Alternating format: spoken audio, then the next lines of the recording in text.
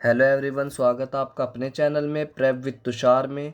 तो जैसे कि आप लोगों को पता है, आपके एसएससी एमटीएस के लिए केवल आपके पास 15 से 20 दिन का ही टाइम बचा हुआ है। इस 15 से 20 दिन में ऐसा क्या करें कि आपके जो मार्क्स है वो 130 प्लस बन जाए।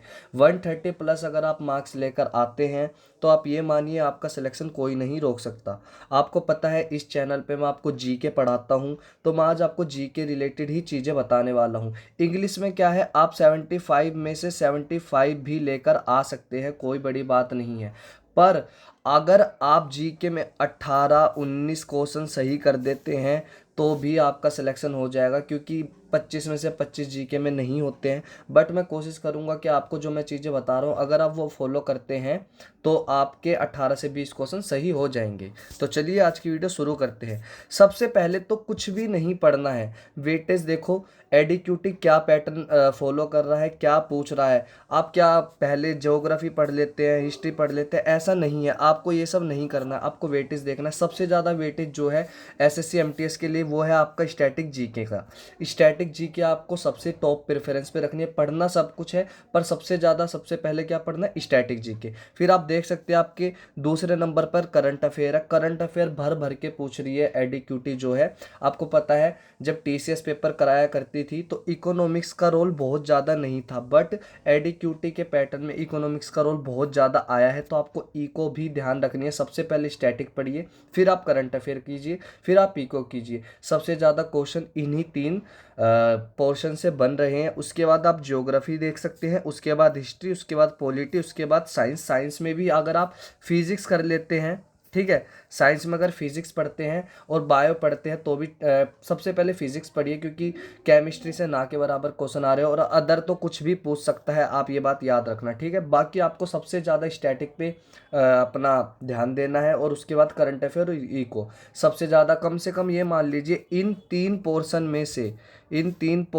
से कम भी नहीं, आपके 15 क्वेश्चन बनने वाले हैं सिर्फ इन तीन पोर्शन में से, ठीक है। तो आपको ये टॉप पे रखना है। अगली बात जो है, आपको मोस्ट इंपॉर्टेंट थिंग क्या है, कुछ भी अब नहीं पढ़ना, आपको नया नहीं पढ़ना।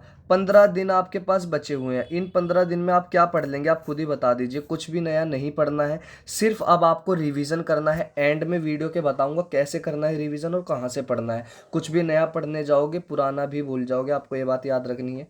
वीडियो को मैं ज़्यादा बड़ा नहीं रखूँगा, छोटा ही रखूँगा, ताकि आपको, आपके पास टाइम बहुत कम है, टाइम वेस्ट ना हो। टाइम मैनेजमेंट क्या है, आपको कम से कम, ये मैंने कम से कम लिखा है, 8 से 10 घंटे पढ़ाई करनी ही करनी है। अगर आप 8 से 10 घंटे अब भी पढ़ाई नहीं कर रहे हैं तो अब आपका कुछ नहीं हो सकता, आप ये मान लीजिए। क्योंकि बच्चे 12 से 14 घंटे भी पढ़ रहे हैं। अब आप ये देखिए, जो 12 से 14 घंटे पढ़ रहा है उसका सिलेक्शन होगा, या फिर आप 4 से 5 घंटे में पढ़कर सिलेक्शन ले लेंगे, ऐसा नहीं है।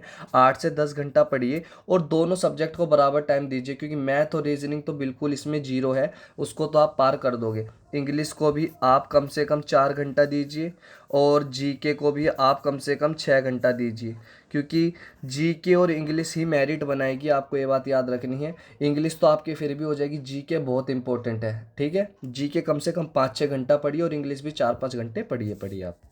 जो अगली बात है कि आप रिवीजन कहाँ से करें। रिवीजन के लिए जो बच्चों ने पहले वीडियो देख रखी है उनको पता है, आपको प्लेलिस्ट मिलेगी, ठीक है। प्लेलिस्ट, एक मिनट, यहीं पर लिखा हुआ है, सॉरी। आपको एक प्लेलिस्ट मिलेगी, अवेलेबल है, आप चैनल पे जाइए। द 10 मिनट शो के नाम से आपको प्लेलिस्ट मिलने वाली है उधर। द 10 मिनट शो आप जरूर देखिए। करीब आपको उधर 12 से 15 वीडियोस मिल जाएगी, जो कि 10-10 12-12 मिनटों की है। ज़्यादा बड़ी वीडियो नहीं है, आप बोर भी नहीं होंगे। और उसमें जो कंटेंट है बहुत अच्छे लेवल का, अच्छे तरीके का है। आप उसको ज़रूर देख लीजिए। उसको देखने से आपको रिवीजन हो जाएगा। मैं ये नहीं कहता आप पेपर ही निकाल दोगे, बट रिवीजन करने के लिए छोटा और बेस्ट जरिया मैंने आपके लिए बताया, द 10 मिनट शो।